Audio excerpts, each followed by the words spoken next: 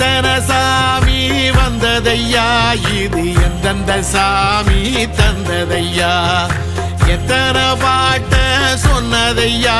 அத சுத்துற பூமி கண்டதையா, அடிச்சு வீசும் காத்துலையும் அந்த தகப்பனாச சுத்துதையா,